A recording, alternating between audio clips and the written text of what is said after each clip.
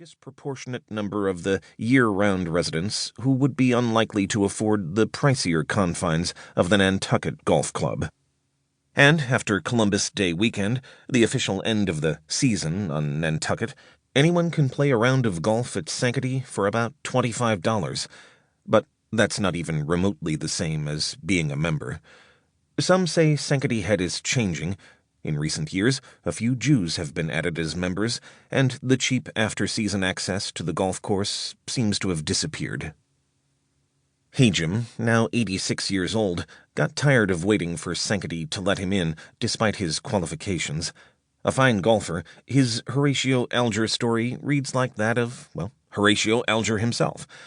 After he was born in Los Angeles into a failing, dysfunctional family, his parents divorced when he was 3, and then his father kidnapped him and told him his mother had died in childbirth, even though she was very much alive.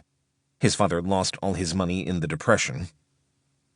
He overcame these setbacks.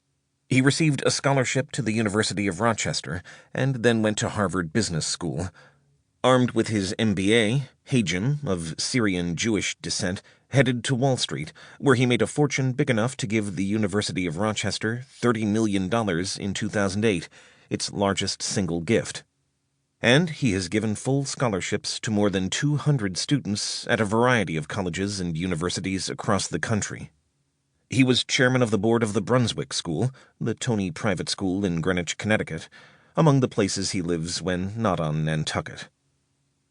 Sankaty Head rejected Hajim's bid to become a member, which was a shame, as he had just built a nearly 7,000-square-foot house overlooking the Nantucket harbor. Since it seemed he wasn't going to be able to play golf on Nantucket, he briefly thought about leaving the island.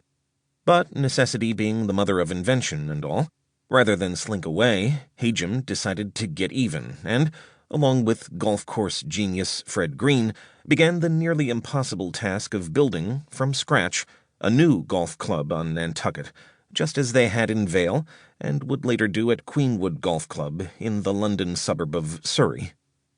He and Green negotiated to buy the 300 or so acres of land they needed for $8 million from a branch of the Tristram Cohan family, among the original white settlers of Nantucket in and around 1660.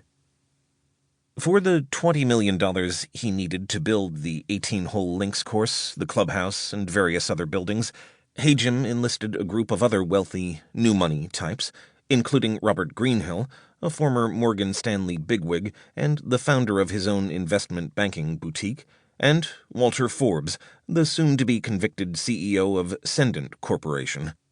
Nantucket's decision to extend the runway at its small airport in the 1960s had brought a wave of billionaires to the island, literally in their private jets. The new golf club, adjacent to Sankaty Head, opened officially in April 1998. Like so many things on Nantucket, the club looks like it has been there forever. The clubhouse, a sprawling symphony of gray shingle-style architecture, sits atop a grassy knoll, giving it sweeping views of the otherwise flat but luscious terrain as it descends into the vast Atlantic Ocean. It could almost be mistaken for the Serengeti.